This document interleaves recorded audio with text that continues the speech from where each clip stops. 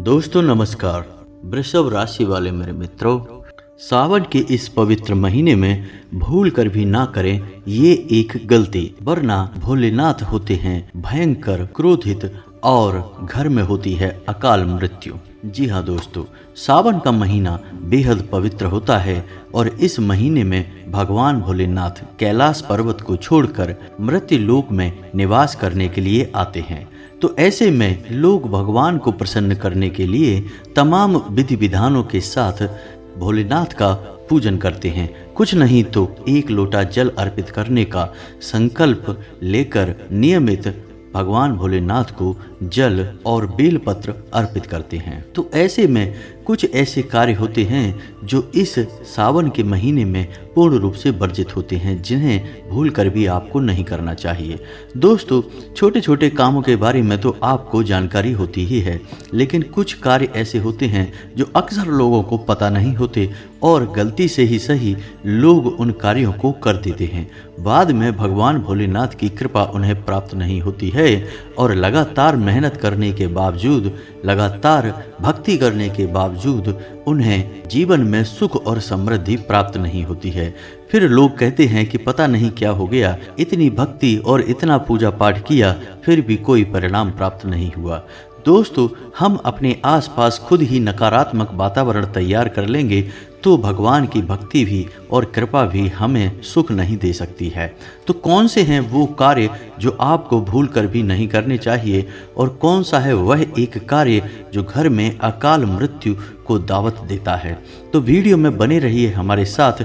Video बेहद खास है और आपके ज्ञान को बढ़ाने वाला है और आपके जीवन के लिए बेहद उपयोगी है। साथ ही साथ हम ग्रह गोचर के आधार पर कौन से ऐसे कार्य हैं जो आपको नहीं करने चाहिए, कौन से कार्य हैं जो आपको अवश्य करने चाहिए, जिससे होगा आपको धन लाभ, साथ ही आपके जीवन में उन्नति और तरक्की भी आएगी। तो चलिए दोस्तों, वीडियो की शुरुआत करते हैं, लेकिन इससे पहले आपसे एक निवेदन है कि कमेंट में पूरे भक्तिभाव के साथ जय मां भद्रकाली अवश्य लिखें। माता आपका उद्धार करेंगे। और यदि चैनल पर पहली बार आए हैं तो सब्सक्राइब करना ना भूलें। हम आपके लिए ऐसे ही ज्ञानवर्धक वीडियो रोज लाते रहते हैं। दोस्तों, वैसे तो भगवान भोलेनाथ को प्रसन्न करना बहुत ही आसान है। वे तो भक्तों के भाव को देखकर ही प्रसन्न हो जाते हैं और भक्तों की द्वारा की गई छोटी मोटी गलतियों को भी आसानी से माफ़ कर देते हैं, इसीलिए तो उन्हें भोलेनाथ कहा जाता है। लेकिन कुछ ऐसे कार्य होते हैं जिनसे भोलेनाथ अत्यंत क्रोधित होते हैं, इसलिए इस तरह की गलतियों को करने से आपको अवश्य बचना चाहिए। तभी आपकी पूजा पाठ का आपको फल प्राप्त होगा और आपका जीवन भी सफल होगा। तो चलिए दोस्तों, बताते हैं आपको कि कौन सी हैं वो गलतियां जो आपको भूल कर भी नहीं करनी हैं। तो दोस्तों, सबसे पहला काम कि आपको भूल कर भी नहीं इसे छोड़ना चाहिए इसलिए कह रहे हैं क्योंकि कुछ लोग आलसी प्रवृत्ति के होते हैं। तो सावन के महीने में बिना नहाए आपको एक भी दिन नहीं रहना है। जी हाँ दोस्तों, यदि आप सावन के महीने में एक भी दिन बिना नहाए रहते हैं तो दरिद्रता आपके घर में प्रवेश कर जाती है। जी हाँ दोस्तों, आपको गरीबी का श्राप लगता है। इसलिए आपको सावन के महीने में सुबह सुबह जल्दी नहा धोकर तैयार हो जाना चाहिए। धुले हुए साफ कपड़े पहनकर भगवान के मंदिर पहुंचकर जल और बेलपत्र निश्चित ही अर्पित करना चाहिए। ऐसा मौका आपको छोड़ना नहीं चाहिए। साथ ही साथ दोस्तों, आपको इस महीने में जितना हो सके उतना भोग विलास से दूर रहना चाहिए। जी हाँ दोस्तों, हो सके तो नंगे पैर रहें और हो सके तो जमीन पर ही शयन करें, यानी जमीन पर ही सोएं और जितना हो सके उतना सादा कम मसाले वाला भोजन ग्रहण करें। साथ ही साथ अपने मन में कोई भी गलत विचार भी ना आने दें। सावन का महीना बहुत पवित्र होता है, तो आपको तन और मन से पवित्र होना बहुत ही आवश्यक है, तभी आप शिव की पूजा के योग्य हो पाएंगे। इसी के साथ साथ दोस्तों, आपको सावन के महीने में ना तो बाल, ना ही दाढ़ी और ना ही नाखून काटने चाहिए। जी हाँ दोस्तों, इससे भी शिव नाराज होते हैं और आपको शिव कृपा प्राप्त नहीं होती है। जी हाँ दोस्तों, सावन का महीना रुद्राभिषेक के लिए बहुत महत्वपूर्ण होता है। इसमें शिवलिंग पर दूध, दही, शहद जैसे पंचामृत से अभिषेक किया जाता है।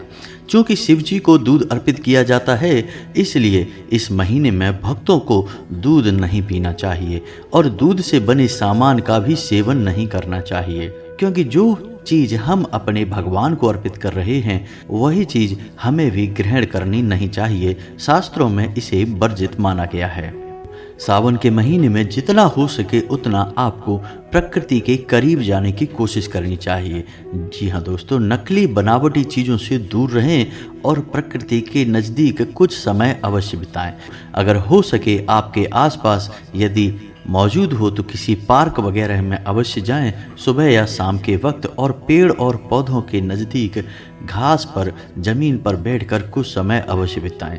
नंगे पैर अगर घास के मैदान में चलेंगे या फिर ज़मीन पर चलेंगे तो आपको प्रकृति की मधुरता का एहसास होगा और भोलेनाथ भी बहुत प्रसन्न होंगे, क्योंकि स्वयं भोलेनाथ भी प्रकृति से बहुत प्रेम करते हैं। जी हाँ दोस्तों, इसी के साथ साथ सावन के महीने में बैगन भी नहीं खाने चाहिए, क्योंकि बैगन को तामसिक भोजन और अशुद्ध भोजन माना गया है, इसलिए इसे सावन के महीने में ना खाएं। साथ ही साथ दोस्तों, लहसुन और प्याज को भी तामसिक भोजन माना गया है, तो इनसे भी आपको परहेज करना होगा।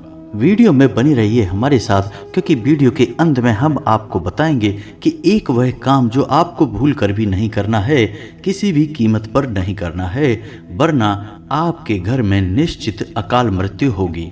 भोलेनाथ का अत्यधिक क्रोध आपके ऊपर टूटेगा। जी हाँ दोस्तों, तो आपको वीडियो पूरा देखना है, तभी आपको संपूर्ण ज्ञान प्राप्त होगा। अब कभी कभार ऐसा हो सकता है दोस्तों कि आपके दरवाजे पर कोई गाय या फिर कोई बैल आ सकता है। जी हाँ दोस्तों, ऐसा कभी कभार हो सकता है, तो आपको भूल से भी उसे खाली हाथ अपने दरवाजे से नहीं लौटाना है। जी हाँ दोस्तों, यह आपकी एक परीक्षा हो सकती है जो भगवान भोलेनाथ आपको आजमाना चाहते हैं। तो आपको जब भी आपके दरवाजे पर कोई गाय या बैल आए तो आप उसे कुछ न कुछ खाने के लिए अवश्य दें और पूरे सम्मान के साथ उसे विदा करें।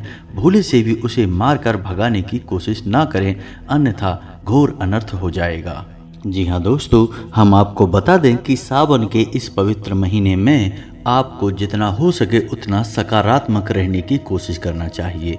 जीवन की तमाम परेशानियों, तमाम उलझनों के बीच आपको भगवान भोलेनाथ को याद करते रहना चाहिए। जब आपको लगे कि आपके जीवन में बहुत अंधकार है, परेशानियां आपका पीछा नहीं छोड़ रही हैं, तो आपको एकांत में बैठकर आंखें मूंद कर भगवान भोलेनाथ को याद करते हुए ओम नमः शिवाय मंत्र का जाप करते रहना चाहिए। इससे आपके मन को बहुत शांति मिलेगी और भगवान की कृपा भी आपको प्राप्त होने लगेगी। आपके विचार सकारात्मक हो जाएंगे। जी हाँ दोस्तों, इसी के साथ साथ आपको नकारात्मक वातावरण से और नकारात्मक लोगों से हमेशा दूर रहना होगा। किसी भी प्रकार की बहस से, किसी भी प्रकार के वाद विवाद से आपको दूर रहना होगा। ऐसे में आप अपनी ओर नकारात्मकता को खींचेंगे। जी हाँ दोस्तों, इस महीने में आपको क्रोध करने से बचना होगा, अत्यधिक सोने से बचना होगा, दिन के समय भूल कर भी ना सोएं। इसी के साथ साथ दोस्तों, किसी का अपमान करने से भी आपको बचना होगा। साथ ही साथ आपको बता दें कि आपको किसी भी प्रकार के जुए से, यानी कि लक्ष्मी को दाव पर लगाने से बचना होगा। सावन के इस पवित्र महीने में लक्ष्मी आपके घर आना चाहती हैं, आपके मानसिकता और आपके घर के वातावरण को देखना चाहती हैं। लेकिन यदि आप लक्ष्मी का अपमान करते हैं, अपने घर के वातावरण को साफ सुथरा नहीं रखते हैं, खास तौर से शाम के समय अपने घर के बाहर दरवाजे पर दीपक नहीं जलाते हैं, जल का सिंचन नहीं करते हैं, तो माता लक्ष्मी आपके घर कभी नहीं आएंगी और आपका जीवन कभी नहीं बदलेगा। तो आपको जुए से हर हालत में दूर रहना है, चाहे वह जुआ किसी भी प्रकार का क्यों ना हो। जैसे आजकल मोबाइल में तमाम बैटिंग वाले गेम चल गए हैं दोस्तों, उनमें भी आप रिस्क लेते हैं, अपना पैसा लगाते हैं, आखिरकार वे भी जुए का ही एक रूप है, तो उनसे भी आपको बचना होगा। इसी के साथ साथ हम आपको बता दें कि आपकी जो ग्रह स्थिति बन रही है उसमें आपको धन को लेकर थोड़ा सतर्क रहने की आवश्यकता भी है। ग्रहों की चाल आपकी राशि पर कुछ इस प्रकार प्रभाव डाल रही है कि धन आपके यहाँ आने के लिए तो तैयार है, यानी आपके पास रुपया पैसा आएगा अवश्य, लेकिन आपको उसे संभाल कर रखना होगा, सतर्क रहना होगा, अन्यथा वह किस प्रकार वापस चला जाएगा, यानी अपने जाने का मार्ग बनाकर आएगा कि आपको पता भी नहीं चलेगा। जी हाँ दोस्तों, आपको रुपए को संभाल कर रखना और सतर्क रहना बहुत आवश्यक होगा। किसी भी प्रकार के निवेश से आपको बचना होगा और उधार लेन देन से भी आपको बचना होगा। जी हाँ दोस्तों, अब हम आपको बताते हैं कि कौन सा है वह एक कार्य जो आपको भूल कर भी इस महीने में नहीं करना है। अगर आपने वह एक कार्य कर दिया तो समझो कि आपके घर में मृत्यु का प्रवेश हो जाएगा। जी हाँ दोस्तों, इसे हम नहीं कह रहे, यह बात हमारे शास्त्रों में स्पष्ट तौर पर लिखी हुई है। शिव पुराण में लिखा हुआ है कि जो इंसान सावन के महीने में शिव भक्ति ना करके व्यसन में डूबा रहता है और तामसिक कार्यों में लिप्त रहता है, उसका विनाश निश्चित है। तो आपको भूल कर भी शराब का सेवन नहीं करना है और मांसाहार का सेवन नहीं करना है। जी हाँ दोस्तों, वैसे तो आपको इन दोनों चीजों से जीवन भर दूरी बनाकर रखनी चाहिए, क्योंकि आपकी राशि में जो ग्रह दशा है वह स्पष्ट तौर पर यह कहती है कि यदि आप मांसाहार को नहीं त्यागेंगे, शराब को नहीं त्यागेंगे, तो आपका विकास कभी नहीं हो सकता, आपको उन्नति कभी प्राप्त नहीं हो सकती। आपने जो मन में सोच रखी हैं वे लक्ष्य आपको कभी भी प्राप्त नहीं होंगे। जब तक आप मांसाहार नहीं त्यागेंगे आपका उद्धार नहीं होगा। लेकिन सावन के इस पवित्र महीने में तो आपको भूलकर भी मांसाहार को ग्रहण नहीं करना है, उसे छूना भी नहीं है। यदि आपने ऐसा किया तो आपका विनाश निश्चित है। भगवान भोलेनाथ का रुद्र रूप आप देखेंगे और आपके घर में अनर्थ हो जाएगा। जी हाँ दोस्तों, हम नहीं चाहते कि ऐसा कुछ आपको बताएं। लोग इन सब विषयों पर चर्चा भी नहीं करना चाहते हैं, लोग तो बस ऊपर ऊपर की बातें करके चले जाते हैं। लेकिन हम सिर्फ और सिर्फ आपका भला चाहते हैं। हम चाहते हैं कि आपके जीवन में किसी भी प्रकार से कोई कष्ट ना आए, आपका जीवन सुंदर और सरल होता जाए। इसलिए हम आपको हर एक विषय पर सतर्क करते हैं, आपको होशियार करते हैं कि आप भूले से भी कोई गलती ना कर जाए। जी हाँ दोस्तों, सावन का यह पवित्र महीना इस बार 2 महीने का हो रहा है, यानी आपको 8 सोमवार मिलेंगे और भगवान शिव की भक्ति करने का एक सुनहरा मौका मिलेगा 2 महीने का। जी हाँ दोस्तों, मलमास की वजह से इस बार सावन 2 महीने का है, तो आपको अपने जीवन भर के कष्ट, अपने पिछले कई जन्मों के अच्छे बुरे कर्म सभी भगवान भोलेनाथ के सामने प्रस्तुत करने हैं, उनकी अटूट भक्ति करनी है। फिर देखिए कि सावन का महीना गुजरते गुजरते आपका जीवन किस तरह सुंदर हो जाता है। आपकी हर एक नकारात्मकता आपसे दूर हो जाएगी और आपका जीवन भी प्रकाशमय हो जाएगा। जी हाँ दोस्तों, तो उम्मीद है कि वीडियो में बताई गई बातें आपको अच्छी लगी होंगी। इन बातों का उपयोग आप अपने जीवन में करके अपने जीवन को सरल और सुंदर बना पाएंगे। यदि आपको हमारा प्रयास अच्छा लगता है तो आप वीडियो को लाइक करना ना भूलें और कमेंट में पूरे भक्तिभाव के साथ ओम नमः शिवाय और जय माँ भद्रकाली लिखना ना भूलें। माता आपका कल्याण करेंगी, भगवान भोलेनाथ आपका उद्धार करेंगे। इसी के साथ आज का वीडियो समाप्त करते हैं। मिलते हैं अगले ज्ञानवर्धक वीडियो में, तब तक के लिए धन्यवाद।